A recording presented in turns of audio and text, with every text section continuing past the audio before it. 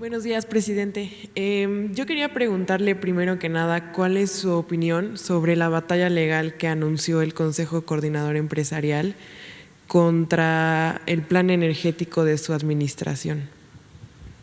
Bueno, están en su derecho, lo hemos dicho en otras ocasiones, el gobierno que encabezo representa a todos los mexicanos.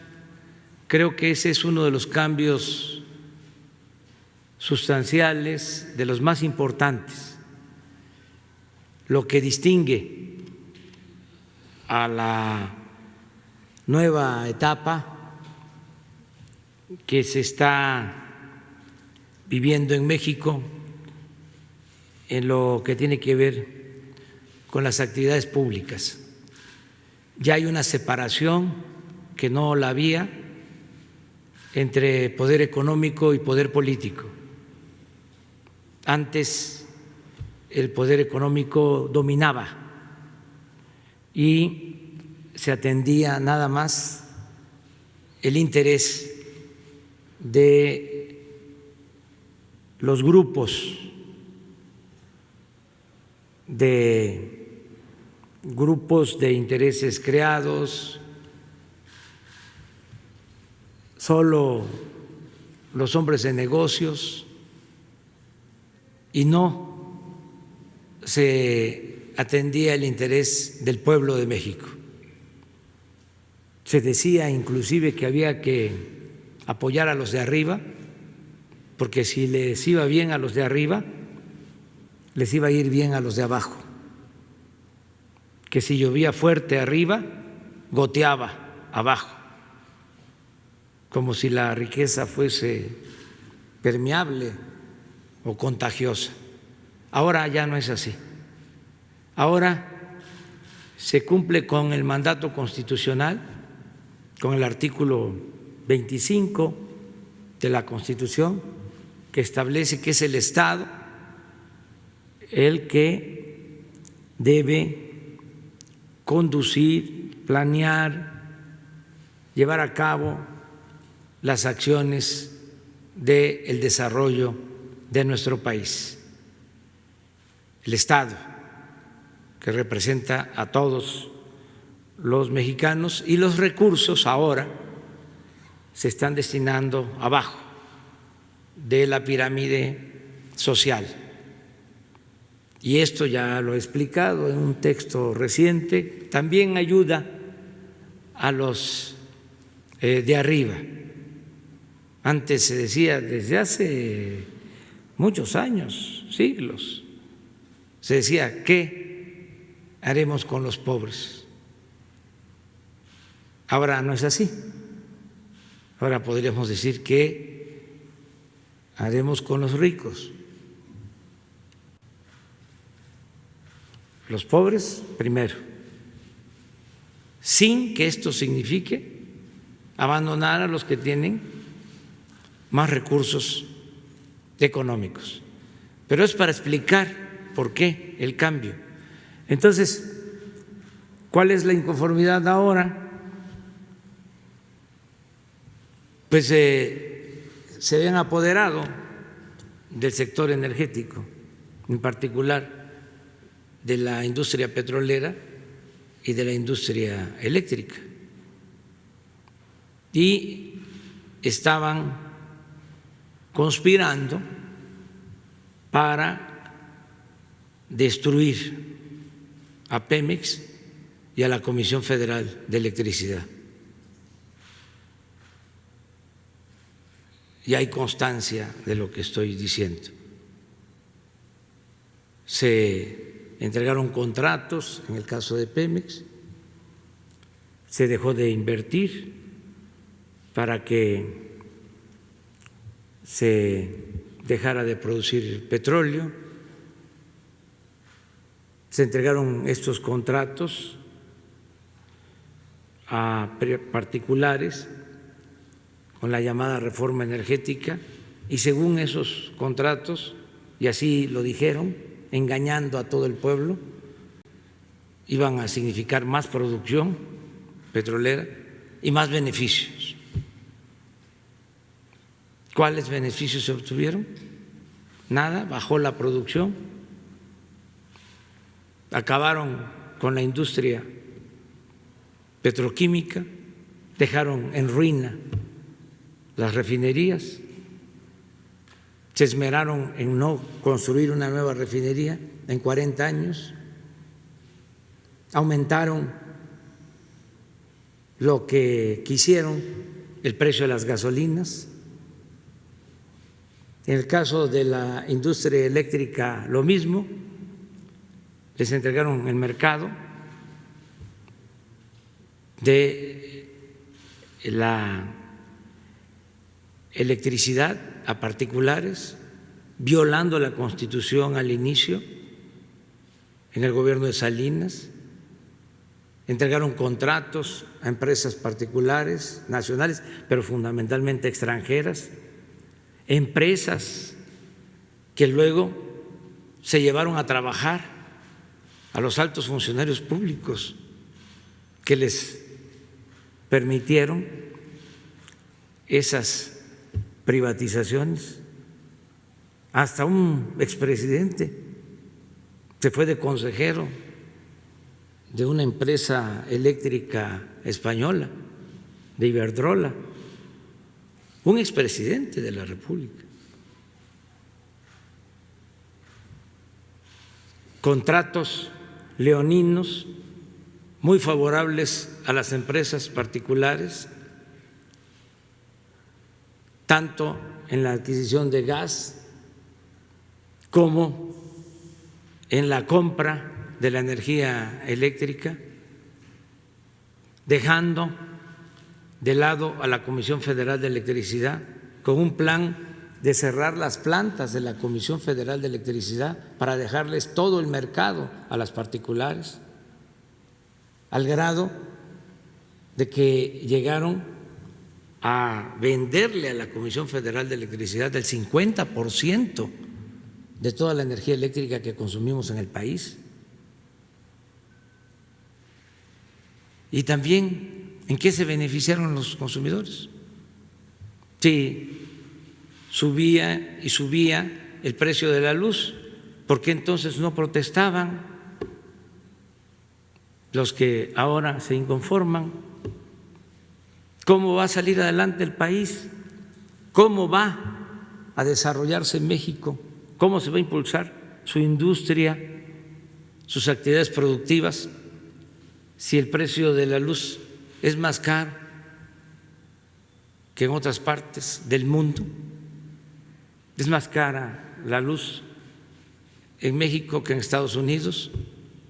Llegamos, estamos poniendo orden, no ha aumentado el precio de la luz como ellos lo hicieron, pero necesitamos también poner orden y que ya no se siga consumando el saqueo del periodo neoliberal. Entonces, están en todos sus derechos de acudir a los tribunales, como también nosotros tenemos el derecho de hacerlo en el marco de la legalidad vigente y en defensa de los intereses de los mexicanos.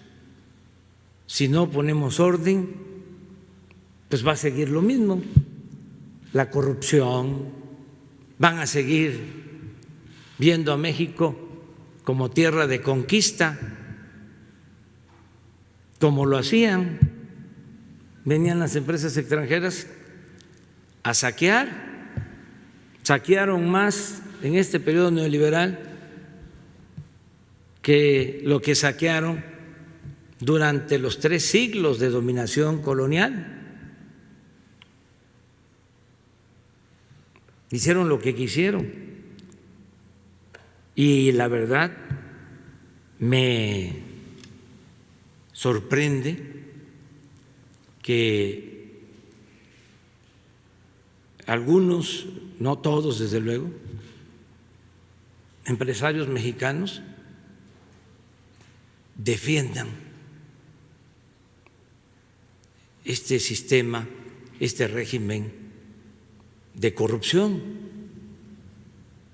Si a todos nos conviene que haya honestidad.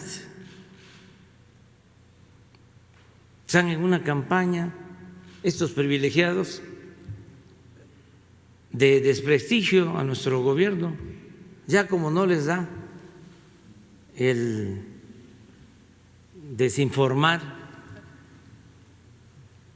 en la prensa de México, ahora han acudido a los periódicos de otras partes del mundo, periódicos famosos, el Wall Street Journal, el New York Times, el Washington Post, el Financial Times, El País.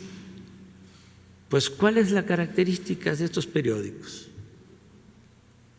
Hablando con franqueza, pues que están también tomados por las grandes corporaciones internacionales, económicas y financieras.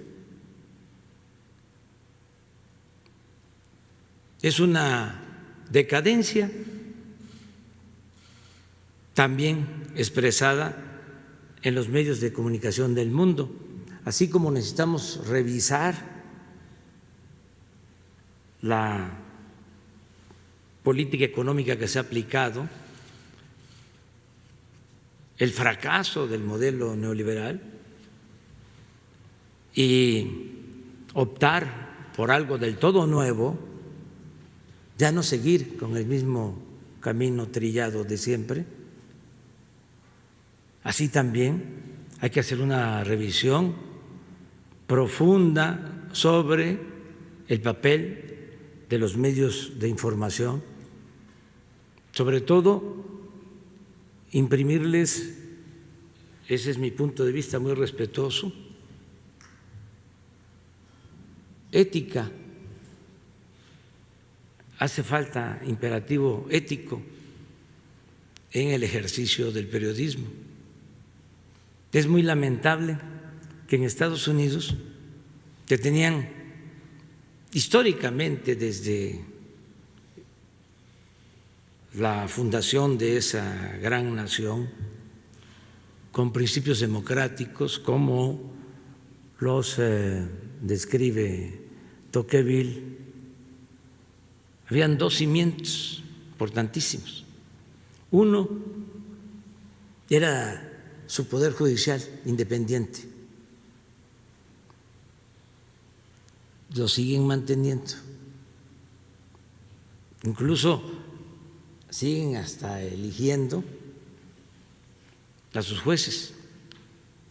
El pueblo elige a sus jueces. Y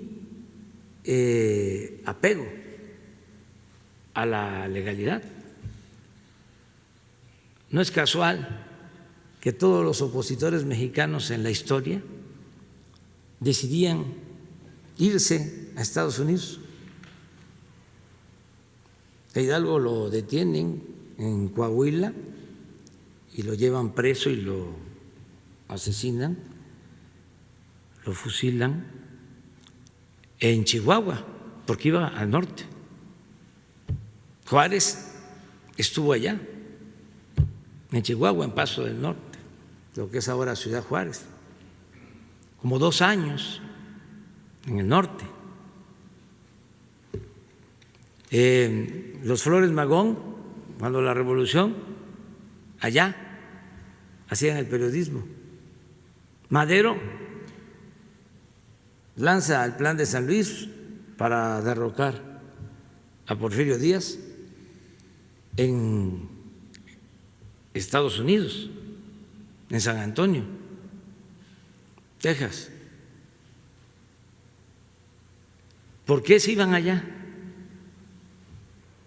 Porque allá si los detenían, los llevaban a un juzgado y los encarcelaban, como fue el caso de los hermanos Flores Magón, que vivieron años, sobre todo Ricardo Flores Magón, en la cárcel. un hombre extraordinario por sus convicciones. Ahí murió. Unos dicen, de acuerdo al dictamen,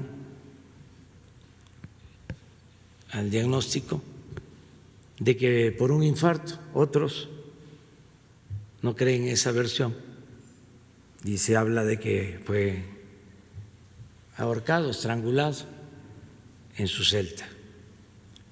Pero con todo los metían a la cárcel. Acá al opositor le aplicaban la ley fuga, era el mátalos en caliente. Entonces, ¿qué tenía Estados Unidos en ese entonces y sigue conservando? Pues sus instituciones judiciales independientes, y lo otro que era importantísimo, su prensa independiente, libre, y eso se ha ido perdiendo, porque se ha ido convirtiendo su prensa en defensora de intereses de grupos, y la prensa en cualquier parte del mundo debe ser independiente,